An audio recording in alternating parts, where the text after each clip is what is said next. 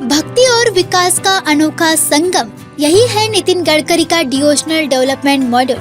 इस episode में देखें कैसे पंढरपुर वारी, रामवन गमन मार्ग और भारत माला जैसे प्रोजेक्ट भारत की आस्था और इंफ्रास्ट्रक्चर को एक साथ जोड़ रही है। क्या यह भारत का नया विकास मॉड्यूल है? क्या यह राजनीति को सेवा के रूप में बदल रहा है?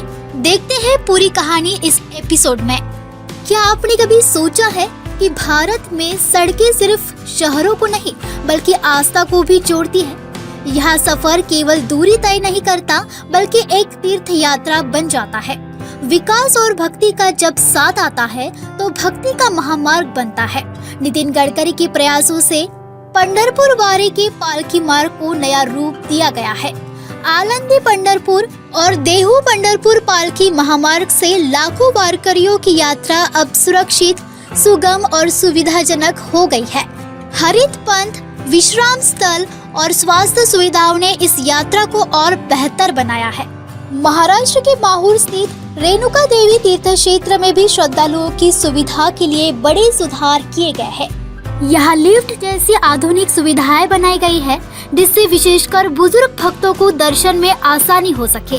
साथ ही बेहतर सड़क कनेक्टिविटी से यह पवित्र स्थल अब पहले से अधिक सुगम हो गया है। इसी तरह रामवन गमन मार्ग, राम जानकी पथ और भारत माला परियोजना जैसे प्रयासों से काशी, अयोध्या, उज्जैन और चारधाम जैसे तीर्थ स्थल अब पहले से अधिक सुलभ हो गए हैं। नागपुर और विदर्भ में तीर्थ दर्शन बस सेवा ने बुजुर्गों की यात्रा को आसान बना दिया है। यह सिर्फ सड़क निर्माण नहीं बल्कि आस्था को जोड़ने वाली एक नई सोच है जहां विकास और भक्ति साथ चलते हैं। आज के इस खास एपिसोड में हमारे साथ है लेखक श्याम पेटकर, जो भक्ति और विकास के इस अनोखे संगम पर अपनी गहरी समझ साझा करेंगे और इसके सामाजिक आर्थिक प्रभाव पर प्रकाश डालेंगे। नमस्कार, लोकतंत्र मिनट पे आप सभी का स्वागत है। आज हम उस टॉपिक पे बात कर रहे हैं जिसे आपने कभी सुना नहीं होगा। गडकरी जी का डिवोशनल के साथ डेवलपमेंट मॉडल, यानी कि भक्ति के साथ डेवलपमेंट। और इस टॉपिक पे बात करने के लिए हमारे साथ है श्याम पेटकर जी, जाने माने लेखक है। भक्ती आणि विकास याला आपण कसं बघता सर? भक्ती आणि विकास म्हणजे भक्तीमुळे अर्थकारण बदलते किंवा अर्थकारणाला चालना मिळते। धार्मिक इकॉनॉमी असं एक हे झालेलं आहे। पिलिग्रिमेज इकॉनॉमी हे हा एक विधा आहे अर्थशास्त्रातली। आणि जसं जेरुसलेम मध्ये तुम्ही लोक जातात किंवा हजच्या यात्रेला जातात किंवा मग पंढरपूरच्या यात्रेला जातात किंवा मग कुंभमेळा भरतो, तर कुंभमेळ्यामध्ये दरवर्षी इन्व्हेस्टमेंट वाढत जाते। त्याच्यामुळे तुम्ही जेवढी इन्व्हेस्टमेंट केली त्याच्या 5 पट इन्व्हेस्टमेंट फिरते। म्हणजे 5 रुपयाचे 25 रुपये फिरतात। म्हणजे प्रत्यक्ष रिटर्न मिळतात असं नाही आहे, पण मिळतात असं असं हे आहे। म्हणजे आता त्याची आकडेवारी मी पटकन नाही सांगू शकणार, पण ते तसं आहे। केंद्रीय मंत्री नितीन गडकरींनी नागपुरातून बस सेवा उपलब्ध केलेल्या आहेत। सगळ्या आपल्या खासदार सांस्कृतिक महोत्सवात जे काही कार्यक्रम घेतात सगळ्या ज्येष्ठ नागरिकांना बसनी ते विविध ठिकाणी, शेगावला आणखी कुठे भक्तिस्थान असतात तिथे घेऊन जातात। या सगळ्या कसं बघता सर आपण? बाकी कुठे हा प्रकार असा सुरू नाही आहे, एकमेव नागपुरात खासदार माननीय नितीन गडकरीजी करतात। त्या माणसाची ती आस्था आहे आणि त्याला काय म्हणते, नो ॲटिट्यूड झोन मध्ये असतात ते।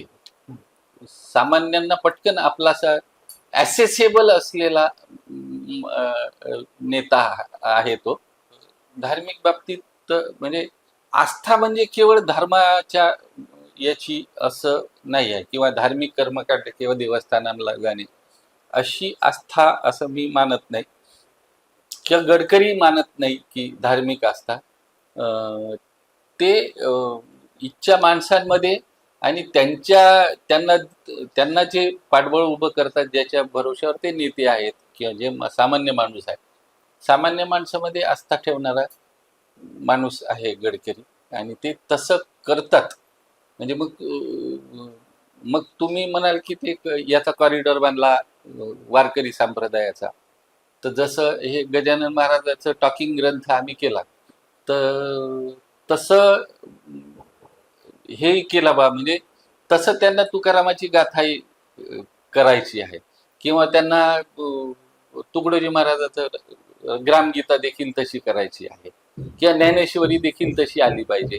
हे हे नव्या तंत्राच्या माध्यमातून लोकांपर्यंत पोहोचलं पाहिजे, नव्या पिढीपर्यंत पोहोचलं पाहिजे, अशी त्यांची खूप इच्छा आहे आणि त्याच्यासाठी ते काम करतात.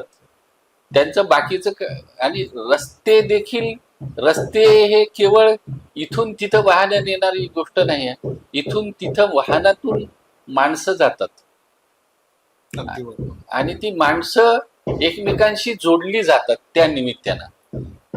म्हणजे वारकऱ्यांना सहज होते, अडचण नाही जात, हा भाग वेगळा, पण माणसं एकमेकांशी जोडली जातात त्या निमित्ताने. माणसांना रोजगाराची साधनं निर्माण होतात, लवकरात लवकर वस्तू इकडे तिकडे वस्तू विनिमय पटपट होतो आणि त्याच्यामुळे रस्त्यांमुळे तर ज्या राष्ट्राचे रस्ते खूप चांगले त्या राष्ट्राची प्रगती पटकन होते असं म्हटलेलंच आहे. रस्ते हे विकासाचं निदर्शक असतात आणि गडकरींनी ते करून दाखवलेलं आहे. आपण नाम फाउंडेशन सोबत जोडलेले आहात बरेच, हा. आणि नाना पाटेकर आणि मकरंद अनासपुरे यांची ही एक संस्था आहे. हा. अशी एखादी आठवण आहे का गडकरी साहेबांच्या फाउंडेशन बद्दल?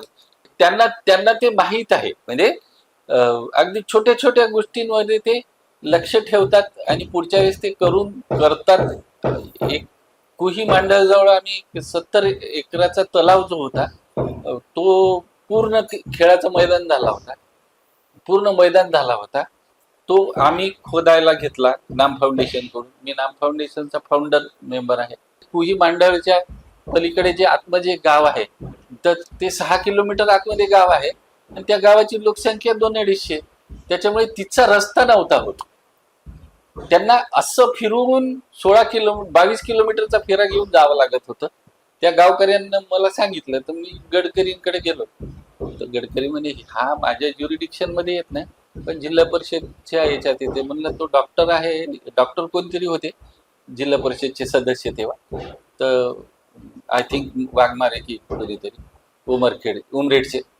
तर पण त्याच्या 15 दिवसानंतर गडकरी साहेब जेव्हा गेले तिकडे उमरेडला, रेस्ट हाऊसवर होते, तर त्यांना त्या डॉक्टरला बोलवलं, जिल्हा परिषद सदस्याला, अरे ते ह्या रस्ता तिथं ते तलाव होऊन राहिला, तू काय मदत करून राहिला की नाही वगैरे.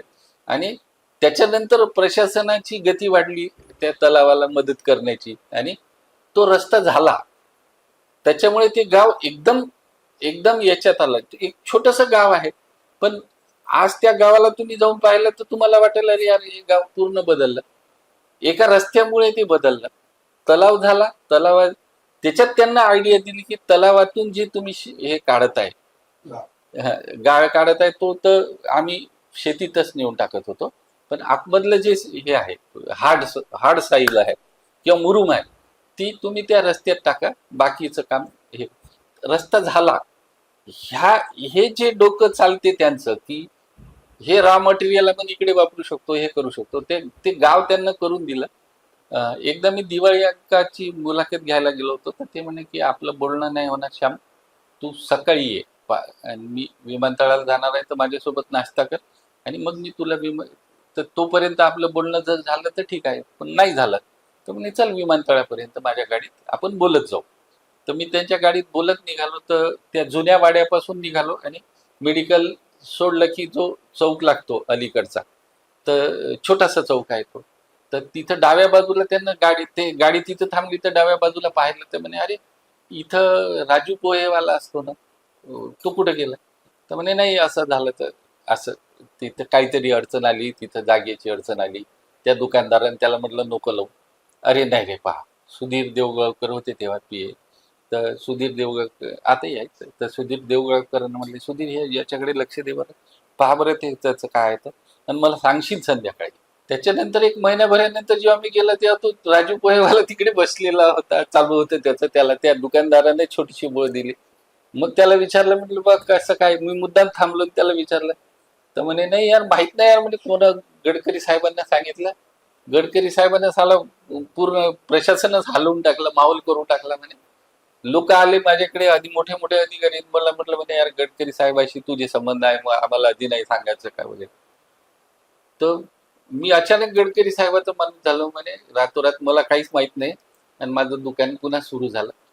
तर आता कधीतरी गडकरी साहेबांनी त्याच्याकडे पोहे खाल्ले असेल किंवा काय केलं असेल, पण गडकरी साहेबांना जसं नाना पाटेकरला थंडी वाजते हे दिसत होतं, आस्था दाखवली नाना पाटेकरमध्ये, जशी राजू पोहेवाल्यामध्ये देखील आस्था दाखवतात. तो माणूसच तसा आहे. गडकरी हे वेगळं रसायन आहे. खऱ्या अर्थानं लोकनेता आहे, लोकांना जोडून ठेवणारा माणूस आहे. मग तुम्हाला असं वाटतं का किंवा गडकरी जे आहेत एक नेता नसून एक सेवाधारी, एक सेवा कार्य करतात, त्यांना एक टॅगलाईन जे राजनेता, तर एक ते राजनेता नसून एक सेवा करतात, लोकांची सेवा, जसं तुम्ही म्हटलं नाही, आस्थामध्येच एक सेवा आहे. शेवटी राजकारणामध्ये यशस्वी होण्यासाठी काही म्हणजे भक्कमपणे तुमची जनतेचं हे असलं पाहिजे, हे तर खरं आहे, पण काही ठिकाणी सावध असलं पाहिजे. राजकारणातलेच आहे, पण आपण असं म्हणू की ते राजकारणातले समाजसेवी नेते आहेत. एक्झॅगरेशन करण्यापेक्षा की ते समाजसेवीच आहे वगैरे, तर ते राजकारणासाठी जे लागते ते करावं लागते, त्या गोष्टी असते. पण त्याच्यातलं जे राजकारणाच्या नावाखाली लोक जे करतात, नाही हे करणंही पडतं राजकारण में असं म्हणून जे करतात ते टाळतात. ते जसं म्हणतात की मी काही तुम्हाला पैसे वाटणार नाही किंवा तुम्हाला मतं द्यायचे असेल तर द्या, मी काम करील. तर या पद्धतीनं ते काम करतात आणि भरपूर म्हणजे त्यांचं जे एवढं दर महिन्याला 18 तारखेला मला वाटते त्यांचा तो हे असते ना, दरबार असतो. तर असा एवढा मोठा भरवणारा केंद्रीय नेता, केंद्रीय मंत्री, आज भारतातल्या पहिल्या 5 मधले नेते आहेत ते गडकरी. तर असा मला असं वाटत नाही की बाकी कोणाचा एवढा मोठ्या प्रमाणात जनता दरबार वगैरे भरत असेल. आणि ते प्रत्येकाला भेटतात आणि त्यांना हे कनेक्ट राहते की ही म्हातारी मागच्या वेळेस येऊन गेली होती, याचा अर्थ पुन्हा दिसतंय, याचा अर्थ हिचं काम झालेलं नाही, मग ते चिडतात. तर हा जो कनेक्ट आहे ना त्यांचा, हा खूपच जबरदस्त आहे. आणि त्याच्या अर्थानं मग ते जे म्हणतात की राजकारणामध्ये 80% समाजकारण आणि 20% राजकारण, तर ते जे पर्सेंटेज आहे ते त्यांना सांभाळलेलं आहे. राजकारणाच्या पातळीवर करावं लागत असते, पण समाजकारण करतात, कारण की त्यांना माहित आहे की आपल्याला समाजानं नेता बनवलेला आहे, समाजासाठी आपण काम केलं पाहिजे हे त्यांना माहित आहे. त्याच्यामुळे ते करतात. आणि कला, साहित्य, क्रीडा आणि याच्यामध्ये त्यांना आस्था आहे. कलावंतांविषयी ते माहिती ठेवतात. तर ही जी आस्था आहे, या आस्थेतूनच म्हणजे ते माणसांमध्ये देव पाहतात आणि माणसांना देवापर्यंत नेऊन पोचवतात. म्हणून माणसं त्यांना देव मानायला लागतात. अशी एक आस्थेची चौकट त्यांच्या बाबतीत निर्माण होते. नक्कीच आपण आम्हाला खूप छान समजून सांगितलं गडकरी साहेबांची आस्था आणि आस्थेमधून केलेला विकास. आपल्याशी बोलून खूप छान वाटलं सर. खूप खूप धन्यवाद आपले. इसी तरह अगले एपिसोड में हम आपको बताएंगे कि एक राजनेता कैसा होना चाहिए. आप बने रहिए लोकतंत्र विराट के साथ. इस एपिसोड में हमने देखा कि कैसे विकास और आस्था साथ आकर नई दिशा देती है, जहां सड़कें सिर्फ रास्ते नहीं, विश्वास की डोर बनती है. लेकिन इससे एक बड़ा सवाल उठता है, क्या सत्ता के पीछे कोई गहरी सोच और जिम्मेदारी छिपी होती है? इसका जवाब जानने के लिए देखते रहिए. अगले एपिसोड में हम इसी पर नई रोशनी डालेंगे.